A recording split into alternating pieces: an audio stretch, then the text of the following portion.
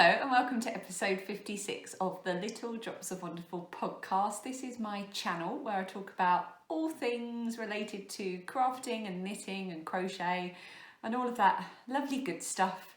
My name is Ellie and I live in Kent in the very south of England in the UK with my husband and our two daughters, and you can find me on Ravelry and Instagram as Starry Eyes Ellie.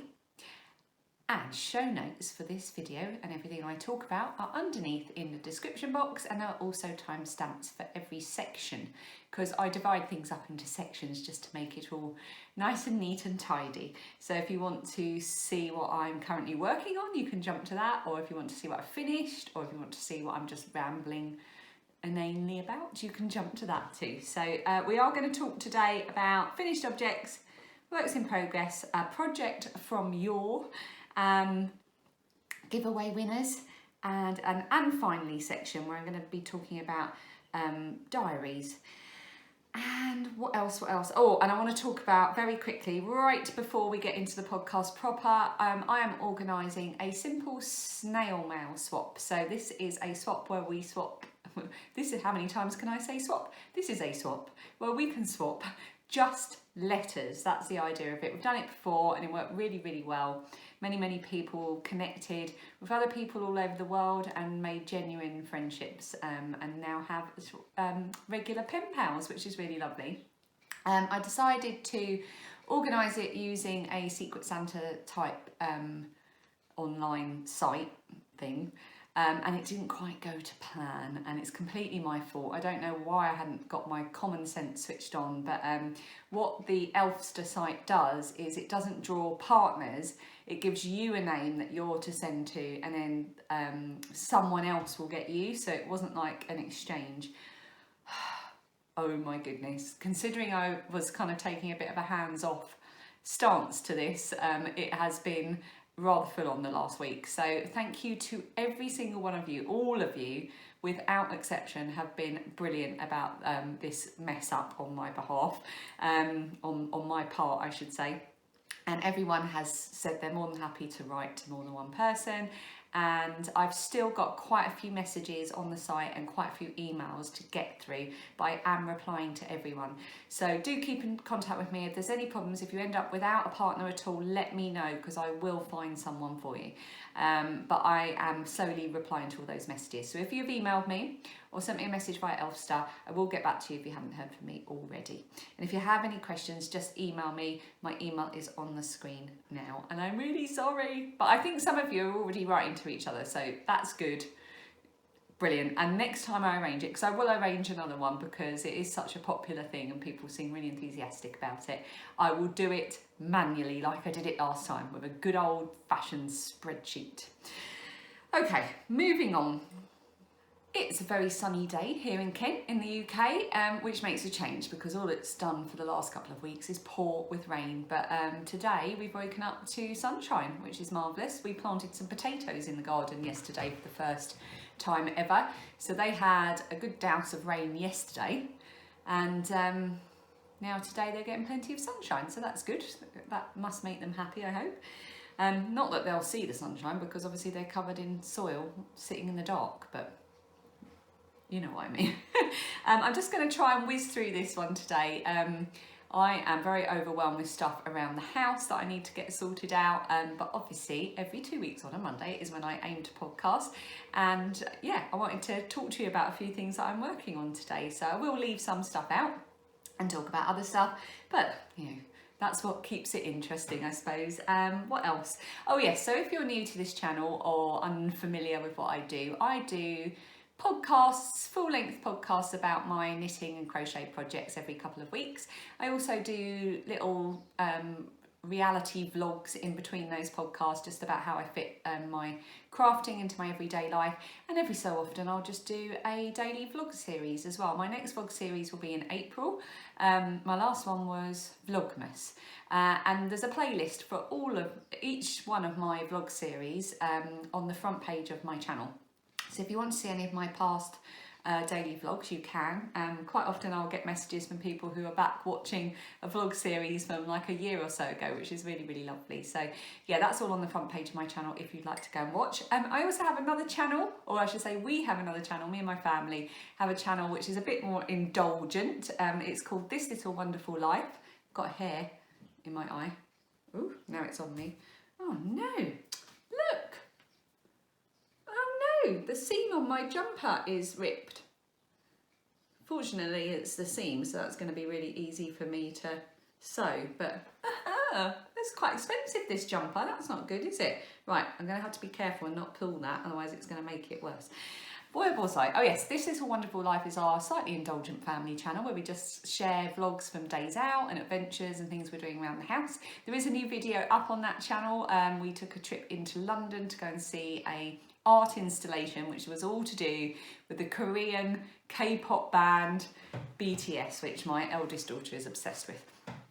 But while we were there, we had a little adventure around Hyde Park, and we went into Oxford Street, and we just took a little vlog of the day. I'll link to that on the screen and underneath this video if you want to go and have a look. Right, I'm going to stop yabbering on and start talking about finished objects. Okay, I have 2 finished objects this week, or this episode, I should say. The first finished object are my shortie socks, and I am going to put these away for my eldest daughter Lilia. It's her birthday at the end of this month, and she absolutely loves shortie socks. She's already got 3 pairs that I've made her. 3 or 2? 2 pairs that I've made her. This is the 3rd, and she wears them all the time, mainly just around the house, but she loves them. She's also got a pair of knee-high rainbow socks that I made her, and she wears those a lot, and she normally tucks her pyjamas into those socks. Yeah, it's quite a sight to behold, but it's just so lovely to see her wearing them. She is very, very sock knitting worthy. Where was I going with that whole tangent? Yeah, so anyway, these are going to be for her. I had a bit of a disaster with them. I made them using, so basically I made the Drippity Drop socks by Kay Jones, and I had enough yarn left over to make another pair of shortie socks, which I have done. And the yarn is Somewhere Over the Rainbow by Ellie of Craft House Magic, and the blue is called Cloudy Skies, and that came with the Somewhere Over the Rainbow yarn. And I bought this because of the song Somewhere Over the Rainbow by the Hawaiian singer I think it's just I-Z. He has got a much longer name, but I wouldn't be able to say it. He did a version of Somewhere Over the Rainbow mixed with What a Wonderful World. And my dad loved that version of the song. So when I saw this was called Somewhere Over the Rainbow, I bought some for me and I bought some for my sister to remember our dad by. They're just plain shortie socks. I just made them up. And on the heel I used, from Ellie's Candy Cane Socks pattern, I used this little Christmas tree pattern on the heel. I have no idea if you can see what I'm showing you. I am going to be investing in a new camera soon, I hope. Yeah, so I did that just for a bit of interest. The toe I took from the Little Bobbins, Danny of Little Bobbins, 'Twas the Night Before Christmas socks, because I really like that toe. It gives a nice finish. But I did, if you watched my last Wool-ality TV, God, I feel like I'm really rambling. I'm really sorry. I feel like I'm using a lot of words just to talk about one little pair of socks. But in my last video on this channel, my Wool-ality TV for late February, I talked about the fact that I had finished both socks, but one of them I'd actually finished 10 rows too short because I just wasn't paying attention, and I had to rip right back and then redo it. So I'm really glad to have sorted that little problem out and have a nice pair of finished socks. So these have all been washed and blocked, and I can now go and pop them to one side to give to Lilia later this month. Just pop those on the floor. Right, my other finished object is my Cheer Up Buttercup mitts. So way back in 2018, I'm just going to take a sip of tea, when my dad was, now if you hear me mention my dad a fair bit, my dad died just under 2 years ago. He died in May 2018. Was it May? think it was May 2018. And he was very sick for about 3 months with brain cancer before then. And my sister bought me this yarn from my favourite dyer at the time, but they don't dye anymore, Little French Meadow. It's called Cheer Up Buttercup. And I made her a pair of socks. And I knit those socks mostly while sitting at my dad's bedside. And I had some yarn left over for making those. My sister has very small feet. She's got a UK size 3, which is like child size feet. Sorry, all this rambling is thirsty work. So I had a bit of yarn left over and I decided to just knit a tube until I ran out. And then I was going to divide it into socks, but I quickly realised that actually the tube wasn't long enough to turn into socks. So I turned them into little wristers, and I was thinking of putting an afterthought thumb in, but well, quite frankly, I couldn't be bothered, so so I didn't. Again, on my Wool-ality, my last Wool-ality episode, I filmed me cutting this tube in half and getting that wrong as well, of course. But all is well now, they are finished. And what I did was I cut them in half. So I started at one end with a rib, I knit a tube, and I finished with a rib at the other end. And as you can see, I just did a little contrast dark grey. I then cut them in half and I joined in the dark grey again. And what I've done here is I have done granite stitch. And granite stitch is really good fun to do. Not so good fun with a very dark yarn, I have to say, but it gives this really lovely, let's see if I can, sorry if I just kick the table, this really lovely textured stitch, which is lovely for the top of a mitten or a wrister like this. And it does cinch it in a bit, because with granite stitch, what you do is you knit, let me see from memory, you knit a row and then you do a round of purl 2 together, and then on the next round you knit and purl into each stitch, and then you do another knit row.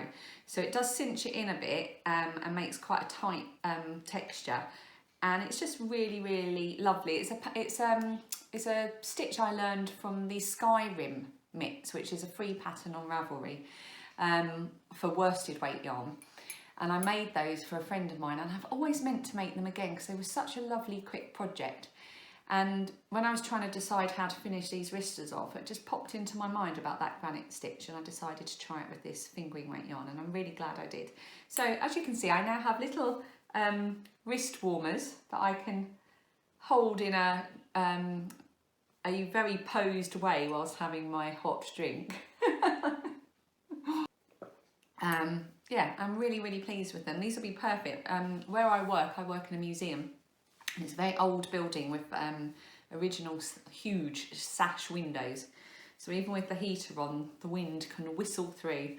And these will be perfect for when I'm typing, keep my wrists warm. Those are my Cheer Up Buttercup wristers. Right, moving on to works in progress. Right, my most favourite whip of the moment is living in my yak bag. Now, this is not a official project bag. I bought this from the Tibetan Relief Fund ages and ages ago, and it's got a yak on it. And I've also got a pin on here. This is a pin from the museum where I work. I'm going to try and show you. There. And I've also got one of, because I've got 3 different ones of these types of pins, but this is one of my Bibok and Fibre pins, which is an initiative that I what's the right word? Invested? When someone does crowdfunding, and you have different levels. Anyway, I invested, I think, £5 or £10, and as part of that, when they got it off the ground, I got 3 pins to show my support, which is really, really good. And I'll put a link to that project underneath. It's being run by Jeanette Sloan. Yeah, it's a really, really good project, good initiative, and I shall link to it below so that you can, oh no, find out more. Oh no, zip issue. Oh, that could have been a disaster. Right, living in my yak bag is my Just Feel Better shawl, and this is a pattern by Caleisha Ryan, who is the host of the Quirky Monday Craftcast. And I was watching one of her videos where she was talking about this pattern, which is designed just as a super simple, don't have to think about it type pattern where you can just get stuck in and enjoy it. And I thought, yeah, I could do with that. I need that. I need that kind of project. And it's all granny stitch. And I'm using, I'll just show you the yarn before I show you the project. I'm using Quaint Craft Corner. This is the label. It's a bit crushed because I'd lost it and then I found it again, which was a bit squashed. Quaint Craft Corner. This was a gift from my mum. She bought it for me when we went to, I think it was Festival one year. Hope you can see that. The colour is red velvet. It is an acrylic yarn. It's 200 grams in a cake of it, which is about 1,000 metres. And it's really interesting. It's like 3 strands of very thin yarn and it fades. And the way that's done is it's tied. So you've got 3 strands, say, of red, and then after a time, one of those strands is tied in with a slightly darker shade of red, and after a time, the next strand of the darker red comes in, and so on and so forth. It's very interesting. What I've been doing, though, is, because my philosophy is never trust a knot that you haven't made yourself.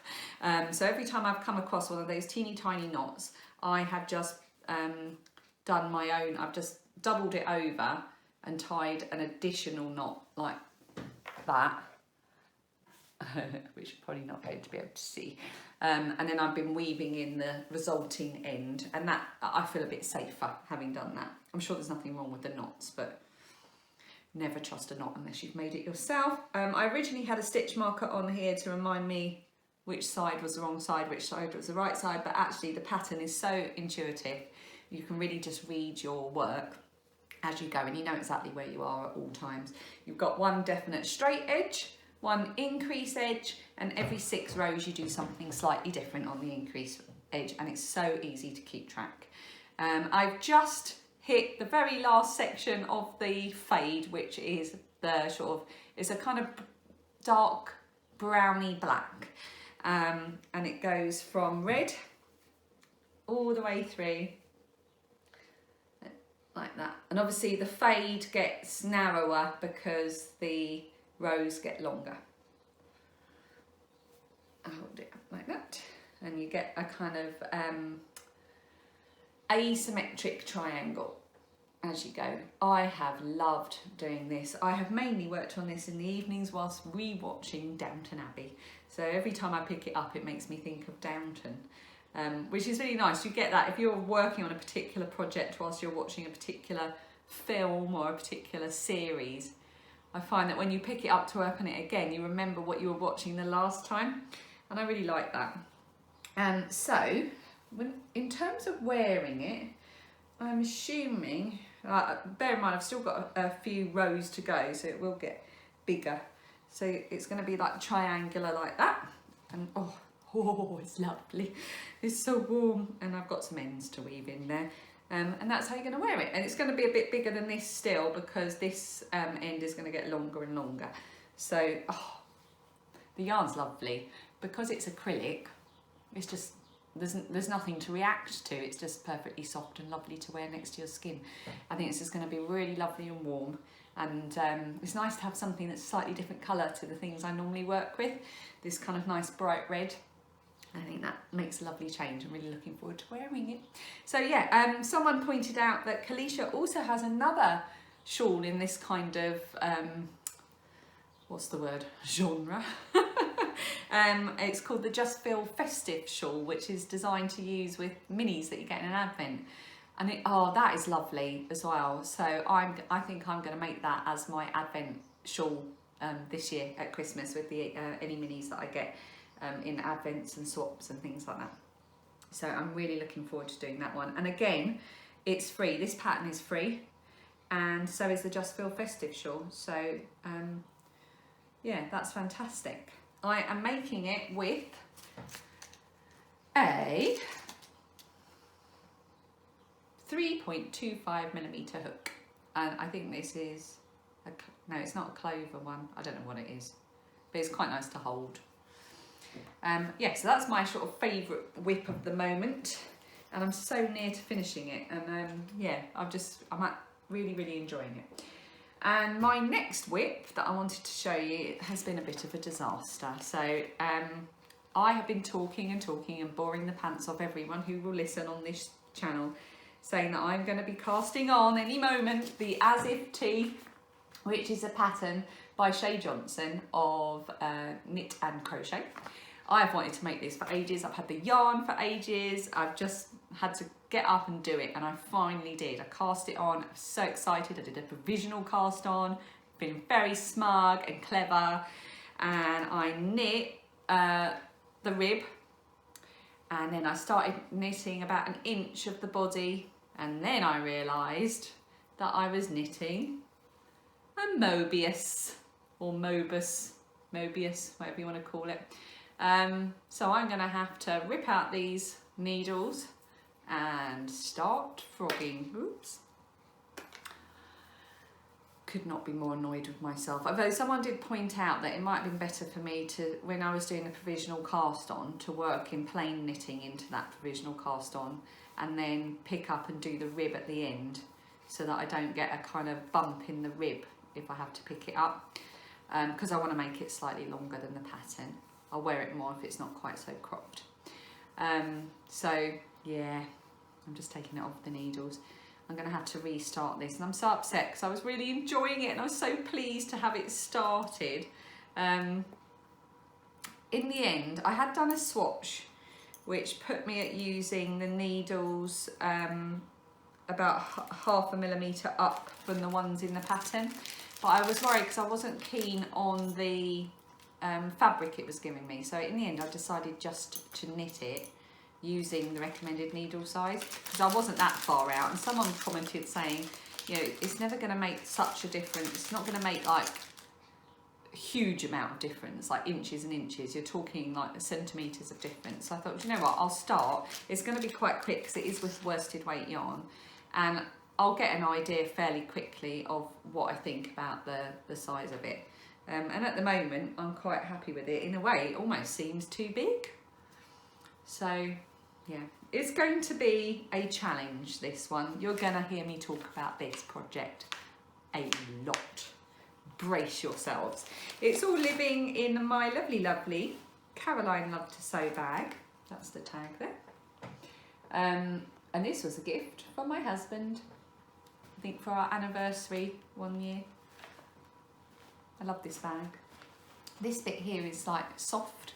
It's like a velvety fabric, so you can cuddle it. If you're that way inclined to cuddle your project bags.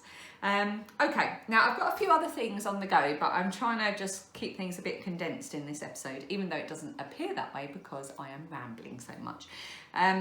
But I've got 2 ugly blankets I wanted to share with you. I talked about these on my Woolallity TV episode, which is before this video. And I wanted to just share it on the podcast proper, because I was going through my yarn stash, like my little basket. They did these in Tiger a few years ago, and I absolutely love them. So I've got a yellow one, and both my girls have got one. I think Lilia's is blue and Phoebe's is pink. I can't remember, or white. So I'm using this as a little project bag for this particular ugly blanket. I've got a box, not a box, I mean I'm talking a small shoebox size of acrylic yarn, just remnants of acrylic yarn, which I've had just in case, you know, you never know when you might need it. And quite frankly, I've had it long enough now to think, oh, there's never going to be a just in case, and it's just taking up room. I stopped using acrylic yarn as much. It wasn't ever really a conscious decision, it just happened. I just started using more natural fibres. But I still definitely would buy acrylic yarn if the project called for it. My cousin's having a baby, so when we hear what she's had, I'll definitely be making an acrylic blanket, because that's the nice and easy for them to wash and use and so on. But anyway, this is a very long way of saying that I've got some remnants that I'm just not going to use anywhere else, and they're not enough. A lot of you very cleverly suggested that I might want to donate them to, say, to the charity shop or to the primary school for them to use in crafting, but I'm talking like, let me show you, like bits like this. Like it's just not, what is that? that's weird. Is that a whole yarn? Oh, that's weird, isn't it? It's like a chunky yarn. Anyway, sorry, distracted. Yeah, but they're bits like this. So I thought, what I didn't want to happen was to donate it and then actually it never end up getting used and then it just gets thrown away anyway. So I wanted it to turn into something I knew at least wouldn't be in landfill and that would be being used. So I'm going to make a blanket to keep in the car for putting on laps and so on, and you know, for emergencies in case you're ever cold. I have broken down before and I've been in need of a blanket. So I decided to make another ugly blanket, or as Phoebe calls them, lovely blankets. And I showed the original ugly blanket on the Woollality TV vlog before this one. God, how many times can I refer to that video? And so I won't show it again now, but basically it is just any yarn, any weight, any colour, any amount, and in it goes into a granny square until I run out. So I've got this weird yarn. I've got a ball of scraps that has all been tied together here. You can see that the green, I mean, I've barely got like 30 centimetres of green. This is actually alpaca, DK weight. I've got some black and so on. I bought another 3.25 millimetre, oh sorry, 3.75 millimetre hook to do this with. And I've got all the bits and bobs that I'm going to put into it in here, and I've got some more upstairs. And this is how it looks. I haven't woven in any of the ends yet. So the first lot here, the fried egg bit in the middle and the pink and the peach, they were all in a kit that I had given to me a long time ago, but I'd never made the things. I probably will make, they were for little people, little crochet people, like Elvis and Audrey Hepburn and the characters from Titanic.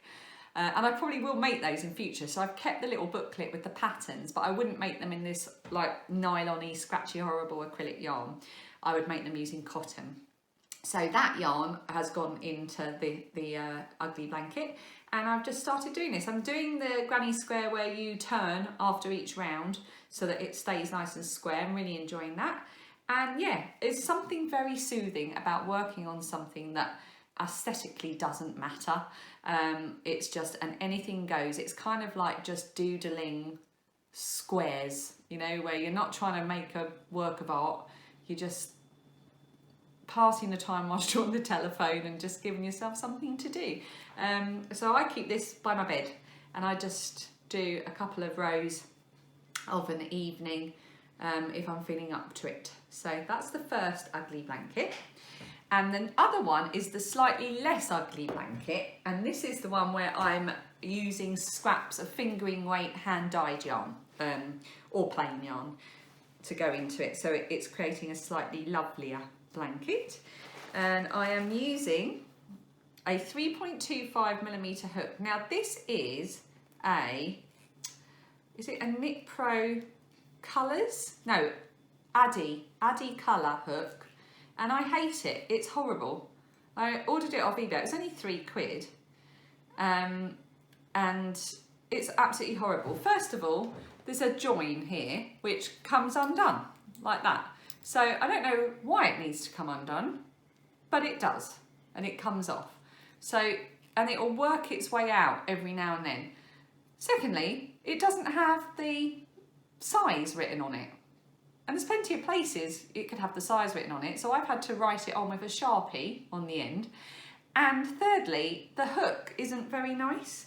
I haven't got anything to compare it to that I can grab easily. But yeah, it just doesn't catch the yarn nicely at all. So yeah, I do not like this Addy Colour hook. Do not recommend it. I think I'm going to have to when I've finished my Just Feel Better shawl, I'll steal the 3.25 millimetre hook from there to use. Yeah, really disappointed with that because I was excited to try a new hook. Anyway, this is the not so ugly blanket. And I'd originally started this and I wasn't happy with the fabric. I was using a bigger hook. So I ripped it back and I started again, and I'm much happier now with this smaller gauge, even if I'm not happy with the hook that's giving me that gauge.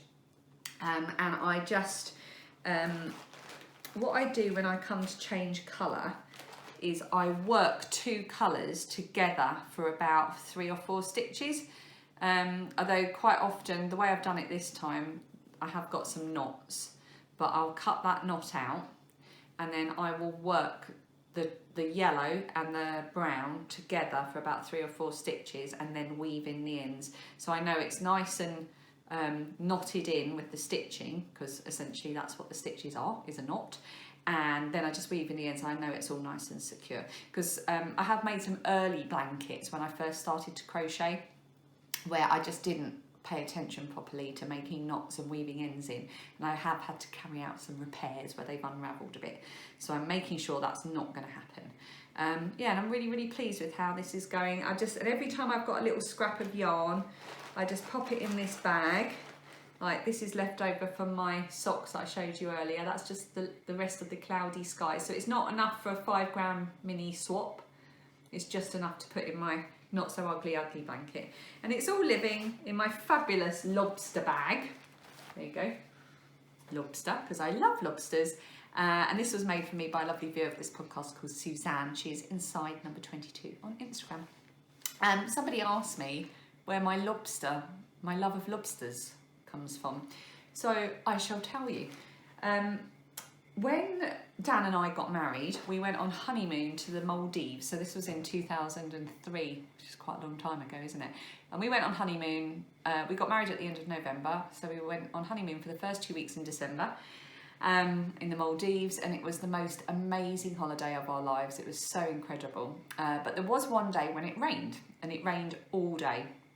So we did what any honeymooners would do on honeymoon on a rainy day. And we went to our hut and we watched a documentary on the National Geographic Channel about lobsters. And we learnt a lot about them.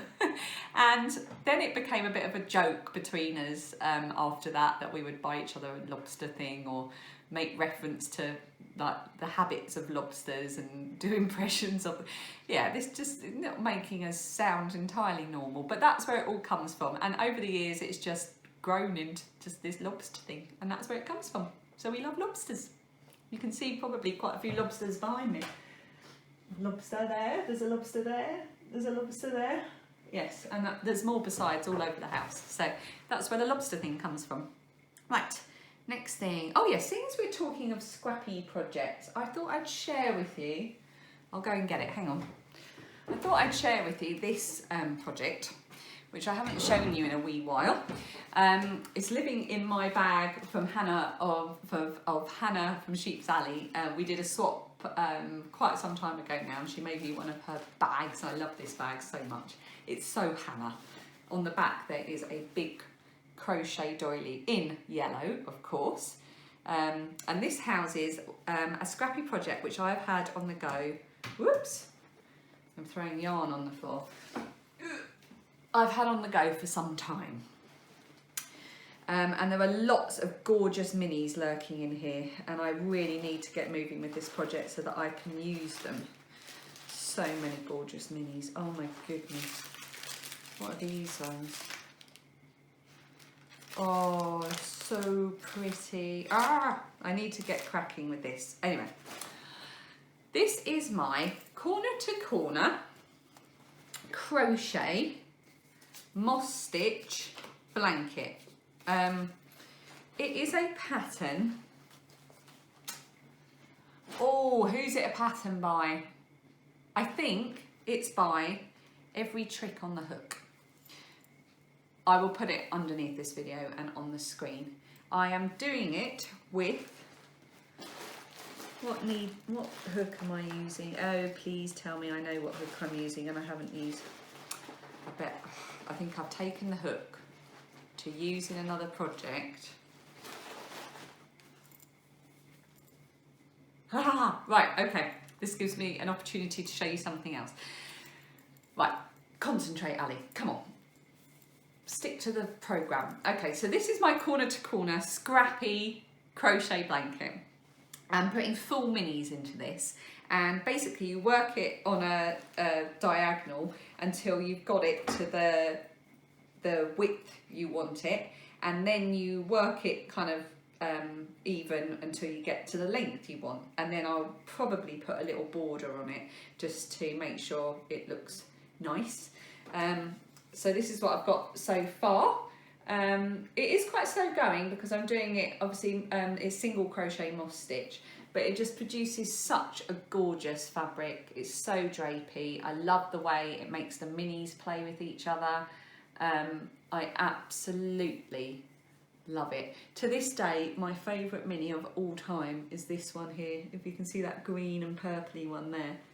And that is a mini with no name by Gamer Crafting, and I think it was just a one-off. But I absolutely love that mini, and I love the way that this stitch shows off yarns. And I definitely have not worked on this enough. I'd like to see this grow. So I was panicking about not knowing what hook I was using. However, I have got on my work this little guy, this little sheep that says 3.5, and this is to remind me of the hook that I'm using on this project. Now, obviously this would work with knitting as well, because you know what it's like, you have to sometimes borrow hooks or needles from projects, and then you forget what you were using. So this is a stitch marker by Boo's Beautiful Things. I'm trying to remember this. Is that it? Boo's Beautiful Things. I'm sure that's it, but I'll put it on the screen. And she sent me a bunch of these just to see what I thought of them. And, well, I genuinely, obviously think they're really good because I'm using it and it's so handy. I'm so relieved that I put one of these on my project. So now I know which hook I need to go back to when I come back to this project. So there you go. That is my ramble about my scrappy projects. What else in works in progress? Oh, needle felting. I have one of these random boxes that looks like a book. I think my mother-in-law got me this. And it is perfect for keeping my needle felting work in progress in. I've dabbled in a bit of needle felting and I really, really love it. But I have literally no idea what I'm doing and no brain space or time to get properly good at it. But what I like about it is you can kind of just get some fluff and you get your sponge. Ooh, so this is my sponge, and I've got 3 needles here, none of which I really fully understand the difference. I just use the one that feels correct, and basically you stab your fluff until it does what you want it to do. And in that manner of speaking, it's a bit like doodling but with yarn or with fibre, and it's very, very relaxing and very addictive. So I've made a few little things.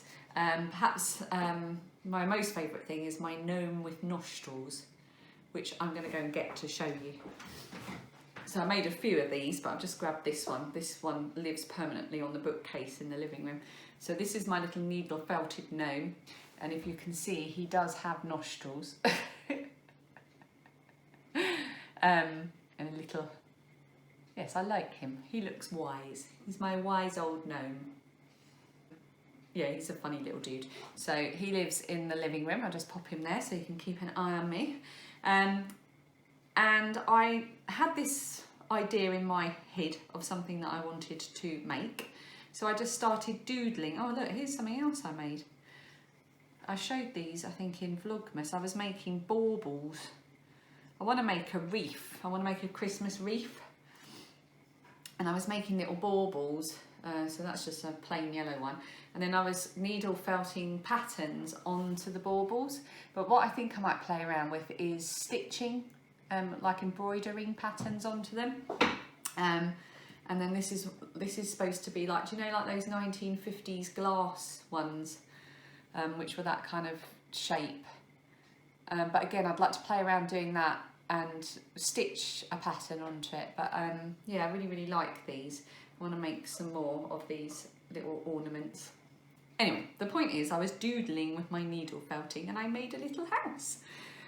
It's not finished and it's very much just a mucking about experimental thing. So for example, there is a pot with flowers on the side which is taller than the front door. So, you know, proportions aren't really there. But we've got a little house with a little front door and some lovely, roses growing up and over, and it's got a chimney and a window. And then at the side, it's got some wisteria and the gigantic pot of whatever they are, cosmos, marigolds, more roses, pansies, whatever you want to say they are. And then obviously you've got to have a window on the back to look at the view. There's still some more things I want to add to this, and then I intend to make a little hill with this green little hill, and it can sit on top of its little hill like that. Yeah, so that's my little doodle with needle felting, and I really enjoyed doing it, and I think it would look quite cute. I bet it doesn't stand up. Quite cute, just sitting on a shelf somewhere. Once I get it to stand up anyway. Ah, there you go. My little house. I like creating little places where I think I'd like to live there. That's my needle felting whip. Right, how are we doing? Oh, I've got a plan as well I wanted to share with you. Oh, it's here. I was on Instagram, and I follow on Instagram a Danish knitter and knitting designer called Shin, and she is shiny superhero. That was a bit of a tongue twister for me then.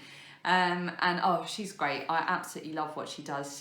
She designs some very unique things, and she uses a lot of colour and a lot of intarsia, which I've never done before.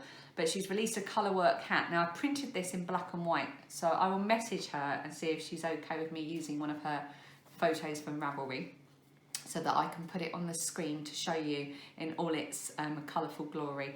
I am aware that I'm probably not got the skill level to make it, but it was very reasonably priced, this pattern. It comes in 3 sizes, and this is the black and white version of it, and it's a really beautifully intricate colour work hat, and it's got like a double brim. So yeah, this is something I really, really want to try. As you know, I have got a hat on the go, which I've had to put on pause because I ran out of yarn. But lovely, lovely Zoe and Jenny at Crochet Yarns have dyed up some more, and it is winging its way to me, thank goodness. So I will be able to finish my cable work hat soon. But I do like knitting hats, and I think I'd like to just keep having a hat on the needles, and I would really like to make this. It's whether or not I've actually got the skill for it, but if you don't push yourself, you never know, do you? So that's my plan. Oh, sorry, and it's called the Molly Hue hat. I don't think I actually said that. The Molly Hue hat by Shiny Superhero. Okay, From Yore. I haven't done one of these sections for a while. From Yore is where we talk about a project from the past. And I thought a really good one would be, oh look, it's underneath all of my whips I've just talked about now. Hang on. Okay. So I talked last time about a book that I am reading that I got in the charity shop. I haven't read very much of it because I haven't had time, but I am loving this book. It is All the Light We Cannot See by Anthony Doerr, winner of the Pulitzer Prize for Fiction in 2015. It's absolutely lovely. It's set in the Second World War in Paris, I think. And it's about 2 different characters. I don't know where it's going, but I'm enjoying it so far. But one of the first places it mentions is, and I'm going to see if I can find it in French. I found it. I can't believe I just found that. L'Hôtel des Abbés. I wish I hadn't found it now. Okay. I know there are people who are French speaking or from France that watch this podcast. Please feel free to put in the comments below the pronunciation. L'Hôtel des Abbés. Anyway, it means, and I can say it in English, Hotel of Bees. Now, when I read that bit, it's right at the beginning of the book, I was like, Hotel of Bees? Hang on a minute. And then a few people commented to say, did you know that was the inspiration for the pattern by Christina Haddering, Hotel of Bees shawl. I've made the Hotel of Bees shawl. I made it, there was a crochet along run by Sandra of Cherry Heart and Sam of Betsy Makes a couple of years ago. A lovely viewer of this podcast bought me the pattern as a gift, and I use Drops Flora in this grey, and this is a Caleisha yarn, which was a gift from a lovely online friend called Heather, and it was called, I think, Peppermint Candy, possibly it was called. And this is my Hotel Bee shawl, so I thought I'd just share it with you, seeing as it seemed relevant. I'm showing you the wrong side of it, because of what we've been talking about over the last past episodes. That'll do. So this is supposed to represent different things to do with bees. You've got a honeycomb section here, and then a different type of honeycomb section here. These bits represent wings. Then you've got more honeycomb, and then you've got bits that represent bees as well. Let me see if I've got a good one. So here's like, look, you use puff stitch, and they represent a bee, the bee's body with wings. There. Oh, I just knocked over my gnome with nostrils. And then you've got the honeycomb, and yeah, it was I really enjoyed making this, and I do wear this a lot. I love how it sits. And I love how you get this long bit down here, and I love the colours. The only thing that stops me sometimes is I have noticed over the years, since I started using more natural fibres, that I do react a little bit to alpaca, and Drops Flora has alpaca in it. I can wear pretty rustic yarns without being bothered, but if it's got alpaca, it does tend to irritate me a bit, but not enough to stop me wearing it. I've been wearing this all week. I wore it this morning for the school run. So that's my project from Yore. Christina Hag doing is a spoonful of yarn, and she does have some pretty amazing patterns. She also designed, what was it? The History of Bees shawl that my friend Sarah, who is Yarn Mugs, had with her when we met up a few weeks ago. And I really, really liked that when I saw hers. So that's definitely somewhere in my future. Let's face it, all the projects are somewhere in my future, aren't they? All the patterns. Oh, I just need an extra week in the week. Okay, giveaway winners. Last time we had a giveaway for the Downtown Shortie socks, which is a lovely pattern by Sweet Lavender Knits. That is Christina Gladwin. She has the podcast, Sweet Lavender Knits, which apparently I can't say today. And I knit her Downtown Shortie socks as my Strictly socks last year. And she contacted me very, very kindly to say, would you like a copy of that pattern to give away to one of your viewers? I was like, yes, please.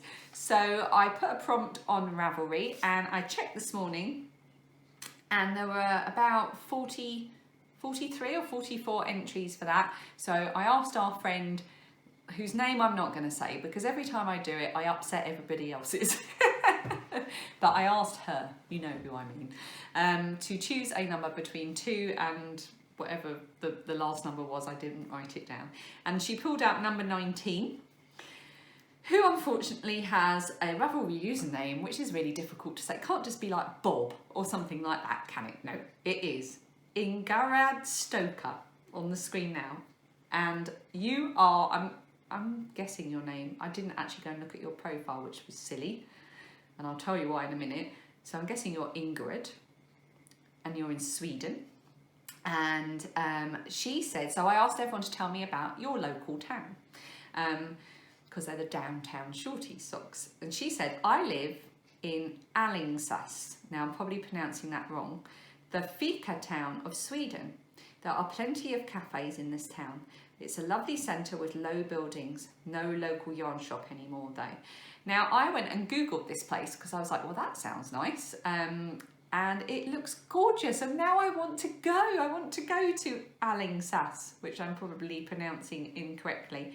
And I also looked up what fika town means. Now fika is the Swedish word for shopping and coffee, basically. So it's a fika town, shopping and coffee town. And when you look it up and Google it, it is the fika capital, or some, yeah, the fika capital of Sweden, or of Alingsås. I don't know how many times I can force myself to say a word I don't know how to say. Probably look really stupid. Apologies to anyone who actually knows how to say that word or lives there. Apologise to everyone in Sweden. But it looks absolutely gorgeous. So I think we should just all go. I mean, there's no yarn shop, but we can take knitting with us. We can do some shopping. We can drink some coffee, or in my case, tea, because I don't drink coffee. And we'll have a lovely time. We'll sit together in all those cafes. We'll do a bit of shopping. We'll do a bit of knitting. So let's go. Who's coming? Let's go to Sweden. Ingrid, we're on our way. Anyway, Ingrid, you have won the Downtown Shorties pattern. What am I going on about? Oh, right. You've won that sock pattern, and I will ask Christina to send that to you via Ravelry. Congratulations. Okay, a couple of episodes ago, I also had an 8,000 subscriber giveaway. I still can't quite get over that there are 8,000 subscribers to this channel. I am genuinely so thrilled about that, and yeah, I can't even tell you why I'm so thrilled about that. It's just, it feels like such a milestone. I had a giveaway, and I was going to show you what the prizes are, but they are now like buried underneath a sea of works in progress and finished things. But I had a little prize package of a dodgy bag and some yarn and other bits and bobs. So if you want to see everything that's in that prize package, it is not the episode before this one, not the episode before that, so 55, it was episode 53. And I drew a winner, and I've announced it the last couple of episodes, but she hasn't got in touch. And normally I would try and trace someone down, but I can't because it's from YouTube comments. So I can't get in touch with them. And also it was a subscriber giveaway, so it definitely needs to go to someone who watches. I mean, I know what it's like. I can sometimes not watch my favourite vlogs for months. But yeah, so I've drawn another winner, and I do feel slightly bad, but I didn't know what else to do, and I've got the prize to send out. So I asked our friend, no I didn't, that's a complete lie. I went on to Comment Picker, a comment picker site to help me draw the winner from the comments from the YouTube video. And it drew another winner, and that is Heather Everston. Oh, name I can say. And she was watching for the first time when she commented, and she said she was coming back for more. So Heather, if you have indeed come back for more and you're watching this, you have won the 8,000 subscriber giveaway. Please get in touch with me via my email, which is underneath this video, or you can get in touch with me on Ravelry or Instagram. I am Starry Eyes Ellie. Okay, let's move on to and finally. This is the bit where I talk about anything I like. And this episode, I'm going to talk about my bullet journal again. So a couple of episodes ago, or possibly even the last one, I can't remember, I talked about how I've never really got into bullet journaling because it seems a lot of work just to make to-do lists. Then I realised I was using it in the wrong way, and I should just use it for what I actually want to track. And it doesn't have to be a to-do list, it could be something else entirely. And I had my lovely little lobster book, which was a lovely gift from Hilary, who's a viewer of this podcast, and it happens to have this dotted page setup, which is really good for doing a bullet journal setup. And I did. Now, I'm no artist, and you will never catch me doing proper frilly lovely bullet journal layouts because I can't. But what I did was I completely copied a font from Pinterest. I chose a nice quote about February, and I did a little calendar thing and some of my little rubbish doodles. And then I did a little tracker page. Now, there's nothing special about this. I just did something that worked for me to see if it would make a difference to like working out how things affect my moods, but also to make sure that I'm staying on track with, you know, looking after myself and my body and my mind. So what I've been doing is tracking. I know you won't be able to see it from there. Days when I read 5 pages of my book or more. Days when I eat vegetarian, and I colour it blue when I'm pescatarian. Days when I drink 2 litres of water. I also track noise. I suffer from anxiety, and a lot of it centres on noise. And a friend of mine suggested that tracking it might help me to see how much of a genuine problem it really is in my life. So as you can see, I've got one tiny little red line there, and that is out of most of February, which is quite eye-opening for me, and it helps me to maybe address some of the ways I react to things. not 100%, and it's going to be a long piece of work for me to finally get to a place where I can feel calmer, but it really is helping. I also monitor when I do the Team Tom 30-minute clean, which, as you can see, is very rarely. Yoga and meditation I didn't do at all in February, and exercise I began to realise I wasn't doing any, so towards the end of the month I did start to do it. And then 5 a day I generally don't have any problem with.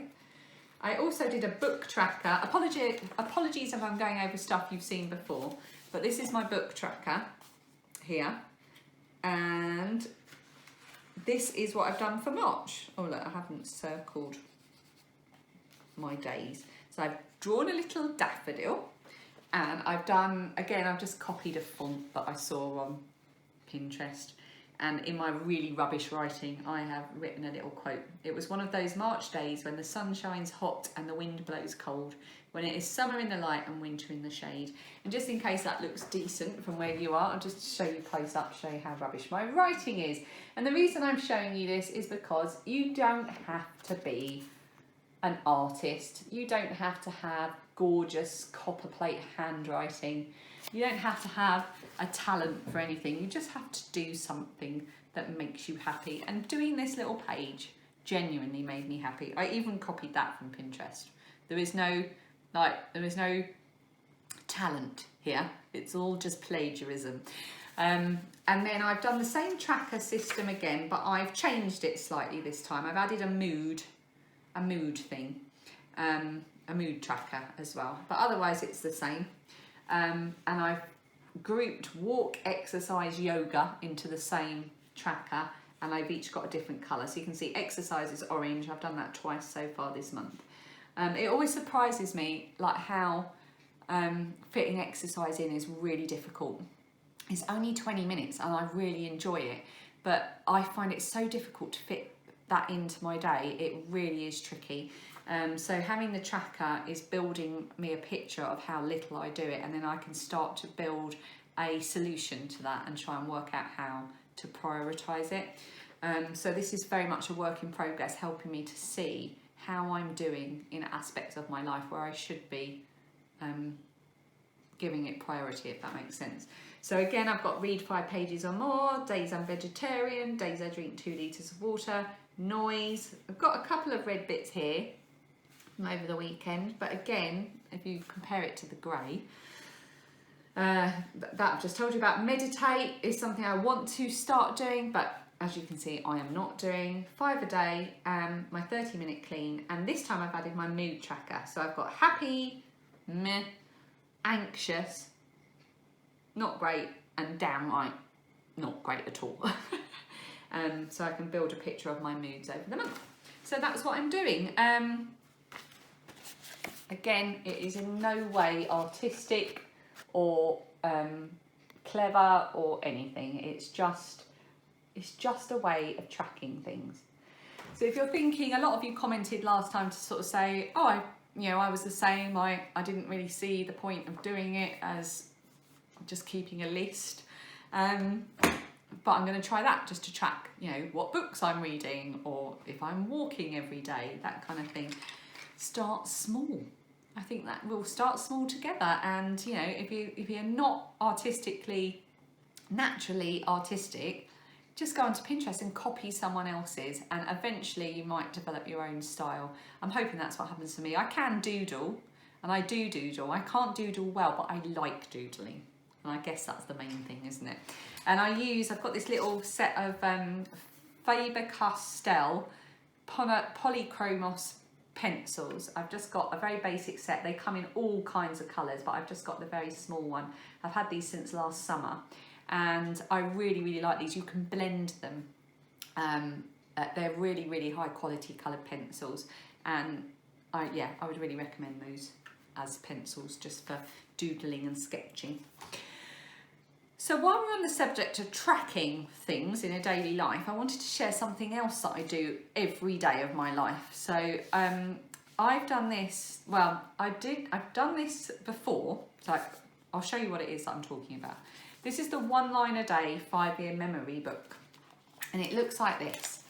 You get a date at the top, and then you get 1, 2, 3, 4, 5 little sections designed for you to write 1 line a day, every day for 5 years. Now what I do though is I actually write a little sort of almost very tiny diary entry. So if you can see here, I just write really small and fit it as much as I can into what's happening.